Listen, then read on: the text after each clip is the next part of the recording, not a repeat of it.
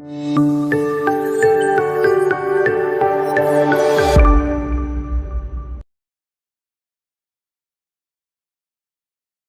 दोस्तों, आपका स्वागत है हमारे कार्यक्रम उमंग तरंग में।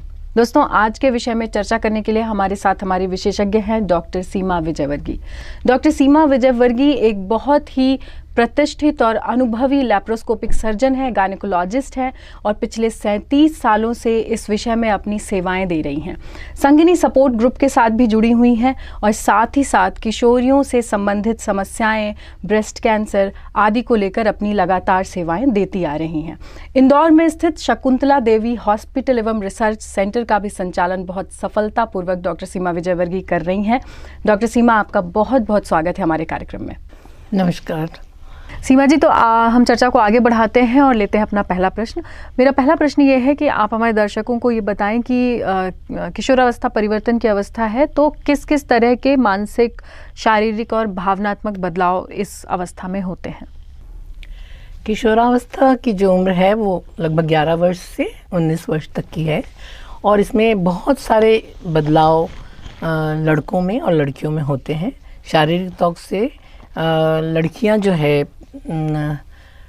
एकदम से उनकी हाइट और फैट डिस्ट्रीब्यूशन चेंज होने लगता है, उनको ब्रेस्ट डेवलपमेंट होने लगता है, कुछ बाल प्यूबिक हेयर और एक्सिलरी हेयर आने लगते हैं और उसके अलावा उनको माहवारी शुरू हो जाती है। लड़कों में ये चेंजेस इस तरह से होते हैं कि उनका मसल मास या उसका बॉडी का डेवलपमेंट बढ़ने लग जाता है, टेस्टिकुलर डेवलपमेंट होता है, उसके अलावा कुछ प्यूबिक हेयर उनके भी डेवलप होते हैं और आवाज़ में भारीपन आ जाता है। ये तो हुए शारीरिक चेंजेस।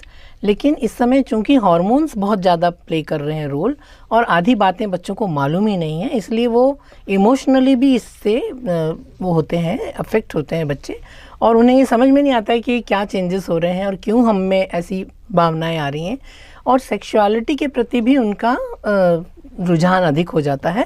तो ये सारी चीज़ें, या अपोजिट सेक्स की तरफ उनका ज़्यादा ध्यान हो जाता है, ये सारे चेंजेस किशोरावस्था में धीरे धीरे होते चले जाते हैं। आपके जवाब से मुझे उम्मीद है कि हमारे दर्शकों को बहुत मदद मिली होगी और चर्चा में हम आगे बढ़ते हैं। और सीमा जी, जैसा कि पहले भी आपको बताया गया है कि यहाँ कार्यक्रम में कुछ शिक्षक और छात्र भी जुड़े हुए होते हैं और अपने सवाल पूछते हैं, तो अगले प्रश्न की ओर हम चलते हैं। कोई छात्र आपसे एक सवाल पूछना चाह रहे हैं। इस बहुत सारे बदलाव आते हैं, लेकिन हम समझ ही नहीं पाते कि क्या वह सामान्य है या असामान्य है, या वो सिर्फ मेरे साथ ही हो रहा है, जिसके लिए हमें किसी से परामर्श लेने की आवश्यकता है। कृपया मेरा मार्गदर्शन कीजिए। जैसा कि मैंने अभी बताया कि हमारे शरीर में सामान्यतः ये परिवर्तन होते हैं और कुछ बच्चे जिनको जल्दी जब डेवलपमेंट होने लगता है वो थोड़ा सा उससे शर्माते भी हैं और उनको अजीब सा लगता है कि क्या ये मेरे साथ ही हो रहा है। लेकिन धीरे धीरे जब साथ के सब लोगों में इस तरह के चेंजेस आने लगते हैं तो उनको सामान्य चीज़ें लगने लगती हैं। लेकिन ये बहुत ज़रूरी है कि उन्हें ये मालूम हो कि ये सारे सामान्य बदलाव हैं, और यदि हमें किसी तरह का परामर्श लेना है तो हम हमारे पेरेंट्स या हमारे टीचर्स या फिर कम्युनिटी वाले कोई भी ऐसे व्यक्ति जो कि इस चीज़ का नॉलेज रखते हैं, उनके ज़रिए इस नॉलेज को ज़रूर ले सकते हैं। सीमा जी, जैसा इस बच्चे ने सवाल पूछा, हालांकि आपने बता दिया है, ये वाकई बहुत बड़ी समस्या है। बहुत सारे बच्चे इस अवस्था से गुजरते हैं कि ये केवल मेरे साथ ही हो रहा है या और भी किसी के साथ होता है। तो बहुत अच्छे से आपने समझाया। उम्मीद है कि हमारे इस बच्चे को सवाल का जवाब मिल गया होगा, और भी लोग इससे वाकिफ़ होंगे, उन्हें भी मदद मिलेगी। सीमा जी, अगला प्रश्न भी छात्रों की तरफ से आ रहा है। हम अगले प्रश्न की ओर बढ़ते हैं। मेरा यह प्रश्न है कि यदि परिवार में माता या पिता की हाइट अच्छी हो तो क्या बच्चों की भी हाइट अच्छी होती है? इसमें कोई संबंध है या नहीं, यह मैं जानना चाहता हूँ। कृपया इस समस्या का समाधान करें। हाँ, इसमें संबंध है, क्योंकि हमारा स्वरूप, हमारी हाइट, हमारा कलर, हमारे नाक नक्श, हमारा स्वभाव, सभी कुछ माता पिता पर निर्भर करता है। इससे जीन्स के थ्रू आप में ट्रांसफ़र होता है। कुछ माँ के जीन्स आप में ट्रांसफ़र होते हैं, कुछ पिता के जीन्स ट्रांसफ़र होते हैं। इसलिए ज़्यादातर तो ये देखा जाता है कि लंबे माँ बाप हैं तो बच्चा भी लंबा ही होगा।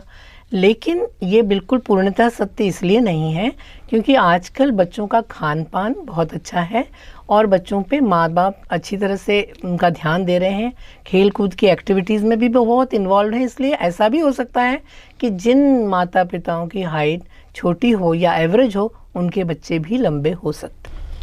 सीमा जी, जो ये इस बच्चे का सवाल था, ये केवल बच्चे का ही नहीं, बहुत सारे बड़ों की भी जिज्ञासा होती है ये कि क्या माँ बाप में ये गुण है तो बच्चों में भी आएंगे। तो बहुत अच्छा हुआ कि हमारे इस बच्चे ने ये सवाल पूछा। और अब अगले प्रश्न की तरफ बढ़ते हैं। अगला प्रश्न के फिर से एक छात्र की तरफ से आ रहा है, तो लेते हैं अगला सवाल। मेरा सम्माननीय महोदय से प्रथम प्रश्न है कि हम देखते हैं कि किशोरावस्था में लड़कों की आवाज़ में परिवर्तन आता है, परंतु लड़कियों की आवाज़ में कोई परिवर्तन नहीं आता। ऐसा क्यों होता है? क्योंकि जो हार्मोन्स लड़कों में होते हैं उसके तहत जो वॉइस बॉक्स है या लैरिंग्स है या जो आवाज़ का तंत्र हमारे गले में है उसका डेवलपमेंट होता है, और जो वोकल कॉर्ड्स हैं, स्वर यंत्र हैं, वो थिक हो जाते हैं, मोटे हो जाते हैं लड़कों में, इसलिए उनकी आवाज़ में परिवर्तन होता है। और ये परिवर्तन कुछ सालों तक चलता है, उसके बाद आवाज़ एक स्टेबल हो जाती है। पर ये थिकनेस या ये बढ़ाव लड़कियों में नहीं होता, इसलिए उनमें यह आवाज़ का परिवर्तन नहीं होता है। सीमा जी, किशोरावस्था की बात चल रही है, तो अगला सवाल मेरा आपसे ये है कि हमारे छात्रों में बहुत सारी बच्चियां हैं, छात्राएं हैं, और भी लोगों की जिज्ञासाएं होती हैं, तो आप माहवारी को कृपया विस्तार से समझाइए। हाँ, माहवारी जो एक लक्षण है कि प्यूबर्टी या फिर किशोरावस्था का आगमन हो गया है, वो माहवारी है जिससे कि जो बच्चेदानी होती है उसमें से ब्लीडिंग होती है। उसको आप इस तरह से समझ सकते हैं जैसे ये एक कमरा है जिसमें 3 लेयर्स हैं। जो अंदर वाली लेयर है वो एंडोमेट्रियम कहलाती है, जो इसकी जो दीवार वाली लेयर होगी वो मायोमेट्रियम कहलाती है, और बाहर का जो प्लास्टर है वो बाहर का लेयर कहलाता है। जो अंदर वाली लेयर है हर महीने हार्मोन के इफ़ेक्ट में ग्रो करती है और हार्मोन के इफ़ेक्ट में ही ढल जाती है, और जब वो ढलती है तो वो ब्लड के रूप में जननांगों से बाहर आती है। माहवारी जो हमारे यहाँ पे, जिसके बारे में हम बात भी नहीं करना चाहते, लेकिन वो इतना अच्छा एक सूचक है कि एक लड़की बड़ी हो रही है और मैच्योर हो रही है और एक कंप्लीट औरत की तरह बनने वाली है। तो ये वेलकम चेंज होना चाहिए माहवारी का। जहाँ तक आपने पूछा कि डिटेल्स में बताऊँ, तो माहवारी का चालू होने का उम्र 11 वर्ष से 14-15 वर्ष तक होता है, लेकिन आजकल अच्छे खान पान के कारण 10 साल की उम्र से भी लड़कियों को माहवारी आने लगती है। माहवारी का ड्यूरेशन 5 से 7 दिन का ब्लीडिंग होता है, जो कि बहुत अधिक हैवी नहीं होता, और लगभग हर महीने 30 दिन के अंदर, 28 दिन के अंदर महीना आता है। परंतु 21 दिन में महीना आना भी उतना ही नॉर्मल है और 35 दिन में महीना आना भी उतना ही नॉर्मल है।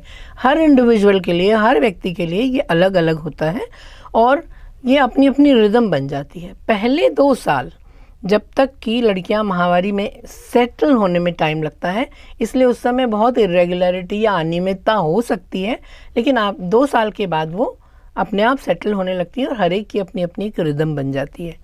और ये जो है माहवारी इससे संबंधित होती है कि ये क्यों हो रही है, क्योंकि हमारे अंडकोश, जो बच्चेदानी के आसपास जो अंडकोश होते हैं, उसमें अंडा बनता है और वो एक तरह के हार्मोन्स बनाता है, जिसकी वजह से ये सारे चेंजेस होते हैं।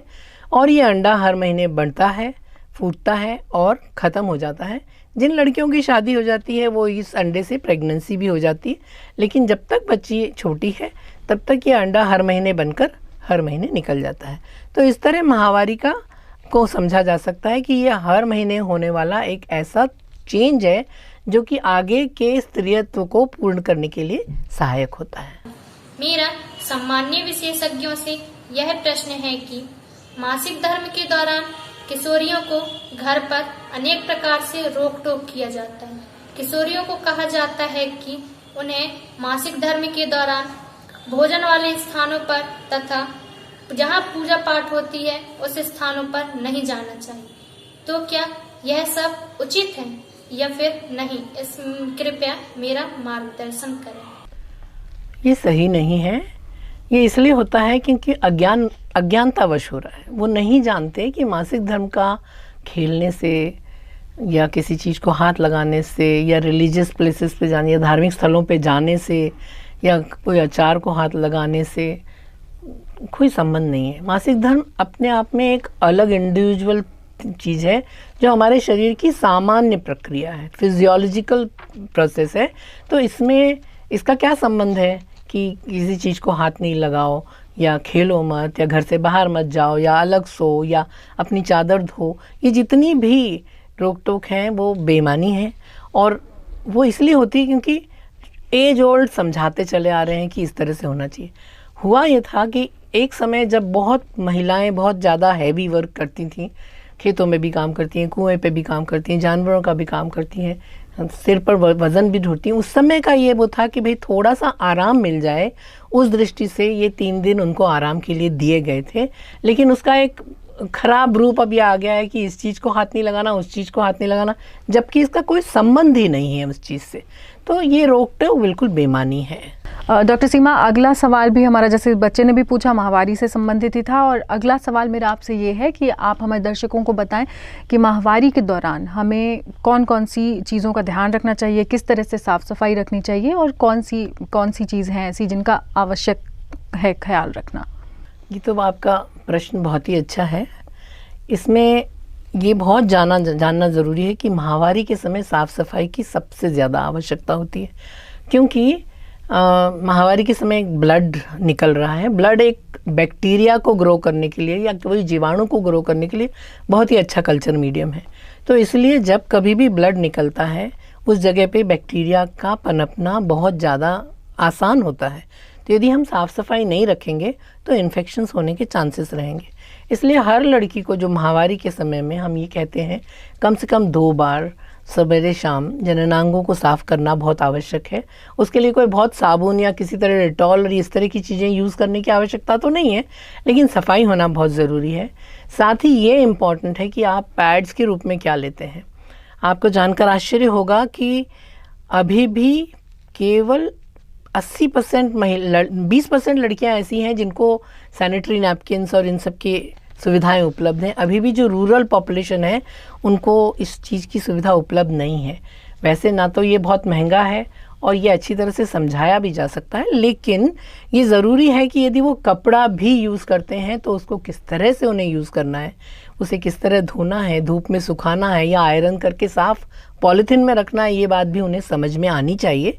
यदि ये नहीं समझ पाती तो वो इन्फेक्शन को इनवाइट कर रही हैं या आमंत्रित कर रही हैं कि भाई इन्फेक्शन हो जाएगा उनको, क्योंकि वो गंदे कपड़े हैं, गंदी जगह पे सूखे हुए हैं, ब्लड है उसमें, तो बैक्टीरिया को पनपने में समय नहीं लगता और उससे आगे जाकर के भी बहुत सारे रिप्रोडक्टिव ट्रैक्ट इन्फेक्शन या संक्रमण होने लगते हैं जिसका जीवन में आगे नुकसान हो सकता है। इसलिए बहुत ही आवश्यक है कि साफ़ सफाई इस समय ज़रूर रखी जाए और अच्छे यदि सैनिटरी नैपकिन यूज़ कर सकते हैं तो बहुत अच्छी बात है कि वो उसको यूज़ करें और उसका डिस्पोज़ल कैसे करें ये भी वो जानें। तो ये सारी चीज़ें बहुत इम्पॉर्टेंट हैं कि सब लड़कियों को घर के स्तर पे और स्कूली स्तर पे ये सब कुछ सिखाने की बहुत ज़्यादा आवश्यकता है। और अब अगले प्रश्न की तरफ बढ़ते हैं। अगला प्रश्न के फिर से एक छात्र की तरफ से आ रहा है, तो लेते हैं अगला सवाल। मासिक धर्म के कारण मेरी कुछ सहेलियां स्कूल नहीं आती है, क्या उनका ऐसा करना ठीक है? कृपया मुझे अपना मार्गदर्शन दीजिए। हाँ बेटा, तुम्हारा सवाल सही है, लेकिन ये बात बहुत गलत है।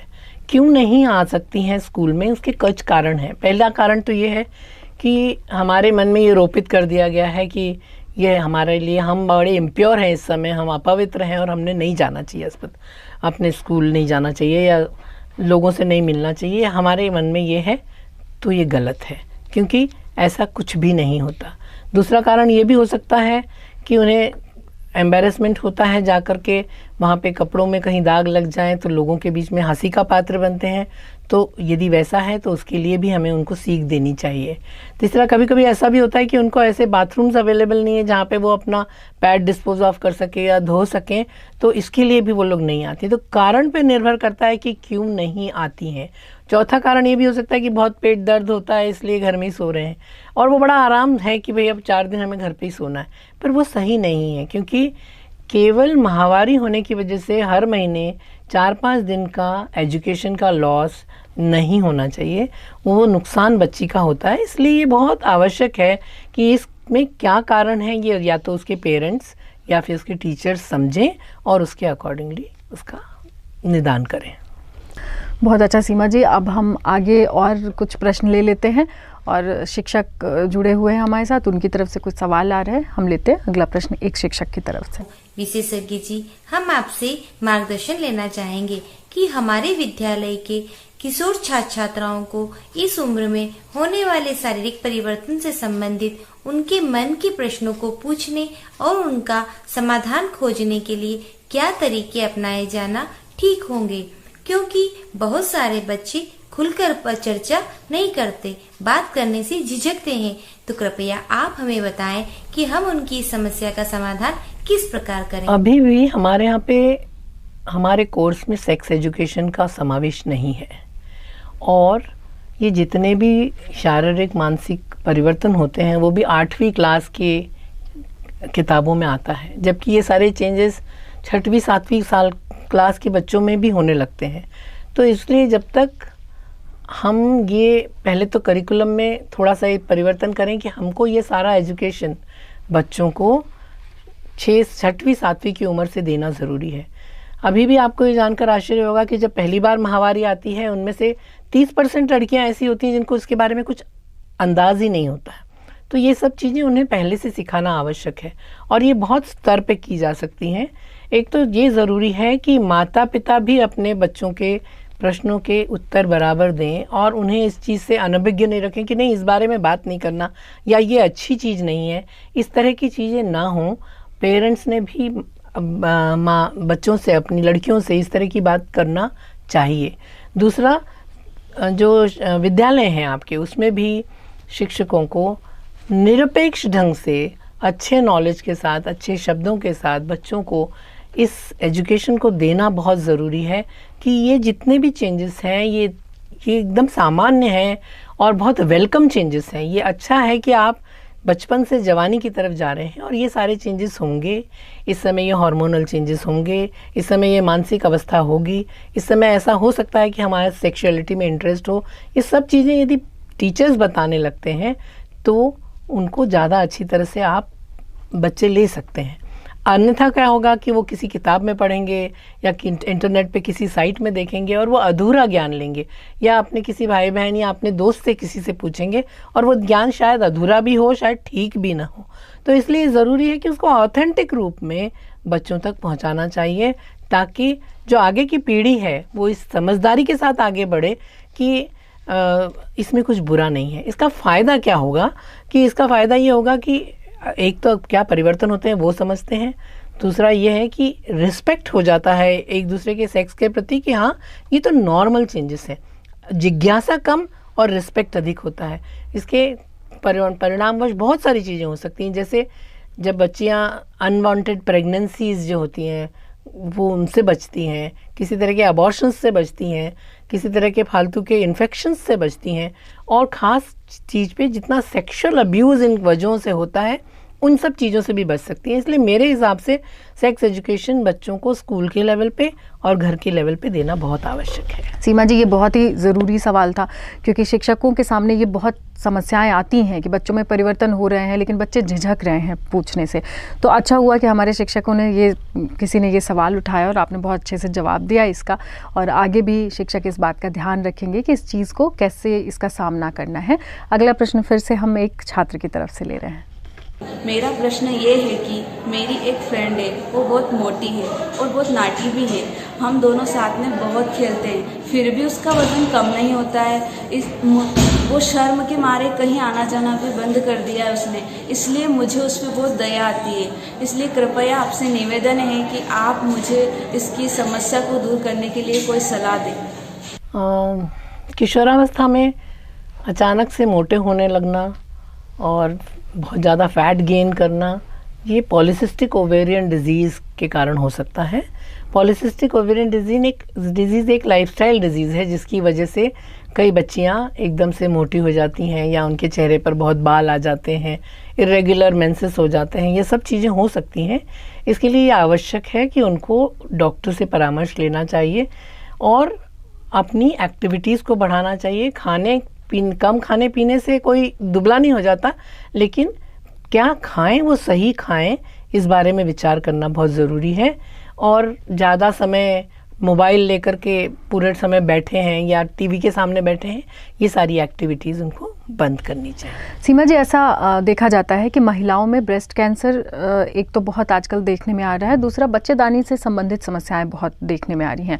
तो ऐसा बहुत सारे लोगों का कहना है कि अगर किशोरावस्था में कुछ उपाय अपनाए जाएं तो इनसे बचा जा सकता है। क्या ये सही बात है, और अगर नहीं तो हमें फिर भी क्या एहतियात बरतनी चाहिए? महिलाओं में जो 2 कैंसर सबसे ज़्यादा हैं वो है बच्चेदानी का कैंसर और स्तन का कैंसर।